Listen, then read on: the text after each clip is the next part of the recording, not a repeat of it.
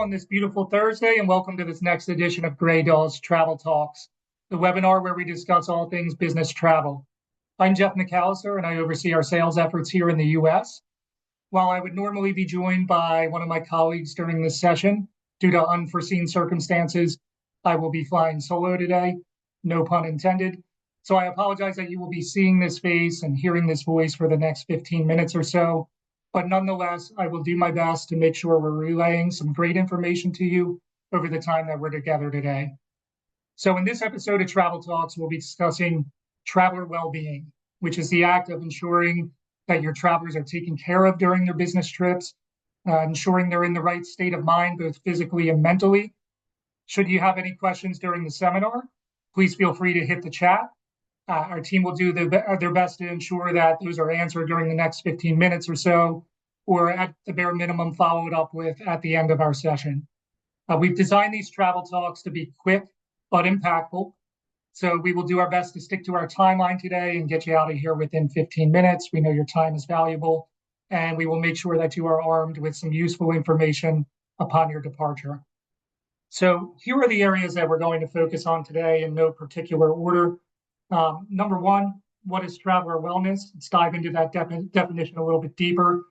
Number two, the ways to embrace or promote traveler wellness amongst your group of travelers. Number three, what corporates can do to make this travel experience better for your travelers. And number four, what are some things that travelers can do themselves to make their own experiences better? So let's dive into the world of traveler wellness, take a deeper look at what this concept really is. So traveler well-being, again, refers to the physical, mental, and emotional health of those individuals that are traveling for work on behalf of your company. And this is important for a number of reasons, but ultimately, both the company and the individual want to have a positive experience. Business travel can definitely be stressful. So by alleviating some of that stress or making the trip less burdensome for the traveler, this can lead to better or more desired outcomes for the company. So in short, a less stressed traveler is a more productive traveler. So I think we've all experienced more than a few of those stressful trips ourselves, putting ourselves in the traveler's shoes. So what are some of the key things to consider when promoting traveler well-being? Or in other words, what are some ways to sort of get ahead of this? For starters, I think the key words there are get ahead of it. The best way to do that is with pre-trip planning, making sure the traveler is informed prior to the trip for one, but also having a plan in place that spans the entire duration of the trip. So that includes a plan to make sure travelers are taken care of mentally and physically while they're in transit, and also post-trip care for when they return. And we're going to talk more about each of these today. So with that being said, let's talk about some of the things that corporates can do to make the traveler experience better. So the first thing that we would usually put under the microscope in this sort of situation is the travel policy, making sure it's fair enough, making sure it's flexible enough, and lean on your TMC too. That's what they're there for. They see a lot of different policies along the way, so there should always be a good opportunity to benchmark, anonymously, of course, against some of the other travel policies that they're seeing. Speaking from my experience, I always love that we as a company have a European counterpart, because while the US is really just now starting to pay greater attention to this, traveler wellness has been a hot topic in Europe for some time. So it helps to have some of those resources that have walked the path. Additionally, does that travel policy allow for the appropriate class of service given the duration of the flight? Is it a red-eye flight?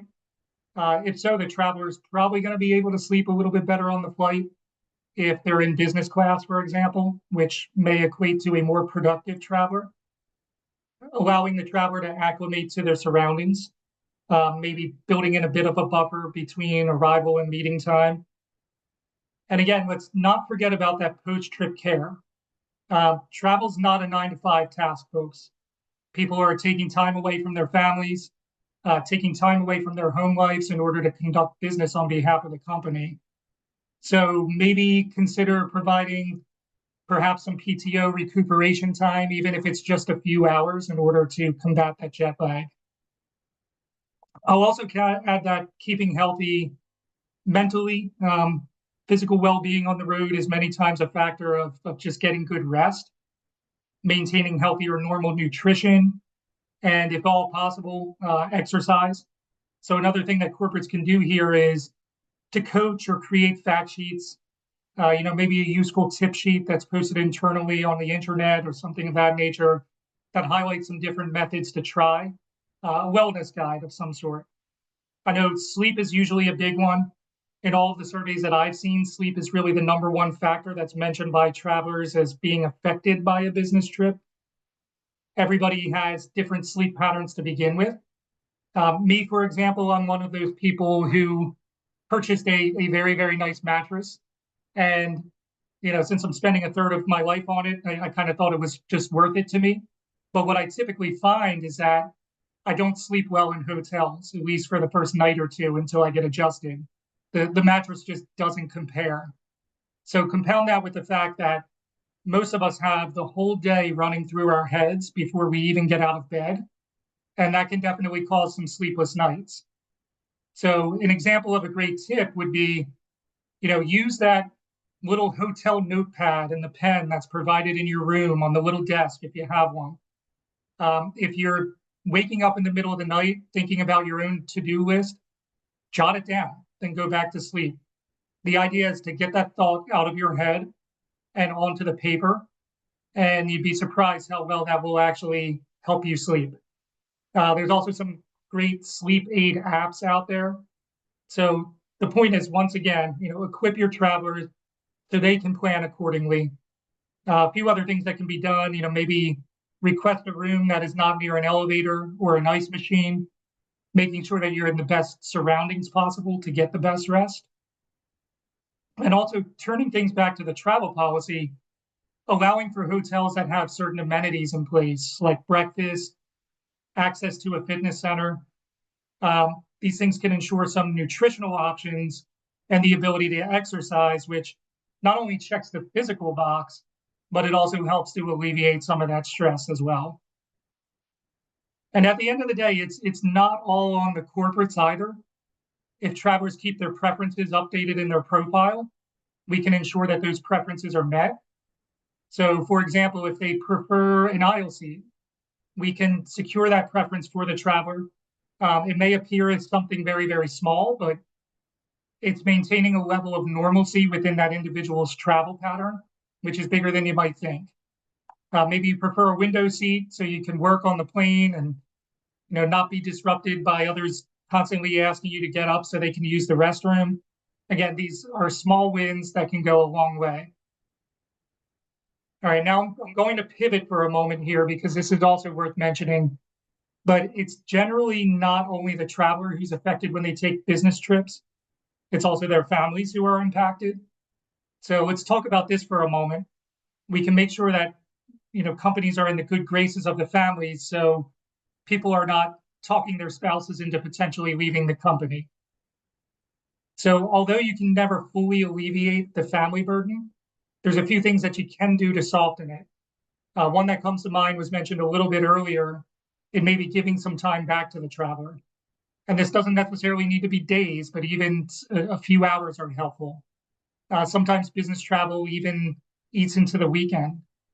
So if this is the case, maybe consider giving a day back. If it's an office employee, maybe allowing them to work virtually the day after they return from their trip. The traveler and their family will likely appreciate this. Jet lag is a real thing. So you always want to consider this, before and during, after the trip.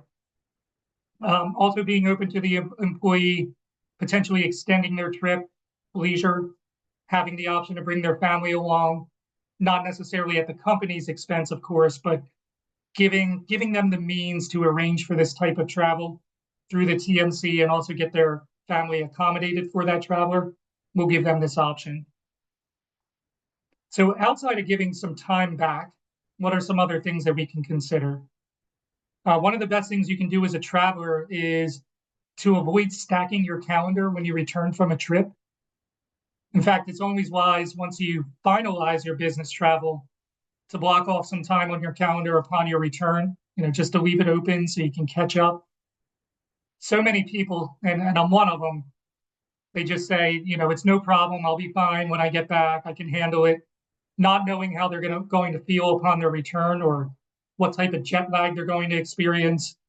Not to mention that we all know that travel is very unpredictable. So what if there's a cancellation? What if there's a massive delay? If you return home with little to no sleep, with a packed calendar of important meetings the next day, it's something just best to plan for just in case, right? All right, so lastly, I'm sure many of you likely have questions around, how can I monitor this? And I'm always one that preaches, if you can't measure it, you can't manage it. So how do you know when a traveler might be experiencing, some of that road burnout? So my advice here is to leverage your TMC reporting. If they did not have a designed traveler wellness report, ask them to build one to your specifications. It'll be well worth it, I promise you. This is going to help you keep track of your road warriors and the traveler leaderboard, who's at the top there. What are some things that a traveler wellness report should display? I would say at a minimum, the report should be able to show, by traveler. So again, being able to drill into the traveler level, the amount of flights that traveler has booked in a given amount of time, the amount of nights away or overnight trips. Conversely, the amount of day trips, the maximum nights away that the traveler has spent in any one given trip. The number of trips over 5 nights is a good metric to have. The number of international flights, and even the amount of countries visited by the traveler. So this type of report allows you to approach travelers on an individual basis if need be, just to make sure you're delivering the type of care that they may need. All right, so we're starting to run out of time. I promised that we would keep this to 15 minutes. So I think it's worth doing a recap here because, again, you're probably getting sick of hearing me talk at you. So number one, plan accordingly. Do not just go with the flow. Plan pre, during, and post-trip before traveling. Make sure this spans for the full duration of the trip. Number two, ensure the travel policy is fair and it's flexible in order to accommodate the elements, especially things like red-eye flights, travel that bleeds into the weekend. Number three, as a traveler, ensure you are, to the best of your ability, maintaining your physical and mental routines, with major emphasis placed on sleep. Use sleep aid apps if need be, a journal to jot down the thoughts that are keeping you up at night. Maintain healthy or what's normal to you nutrition. Exercise if that's part of your normal routine. Number four, make sure travel profiles are updated. Again, automate the things that you can to make sure the routine aspects of your trip remain routine. If you want to add that aisle seat, make sure you put yourself in a position to get that aisle seat as much as possible and as easy as possible. Number five, focus on post-trip care. Block time. Do not stack your calendar as a traveler. As a company, plan your strategy to make sure you're assisting in this endeavor. And then finally, number six, utilize reporting. Measure to manage. Understand the trips that your travelers are taking. It can help when you're formulating a plan. All right, so it appears that we are just about out of time. Again, we aim to keep things brief, hopefully impactful at the same time. If you had any questions, we will make sure that we follow up with the answers to those. We appreciate you joining this Travel Talk session. We hope that you'll continue to join us for future sessions. And I want to thank all of you. We hope you have a great day and a great weekend ahead. Thank you so much.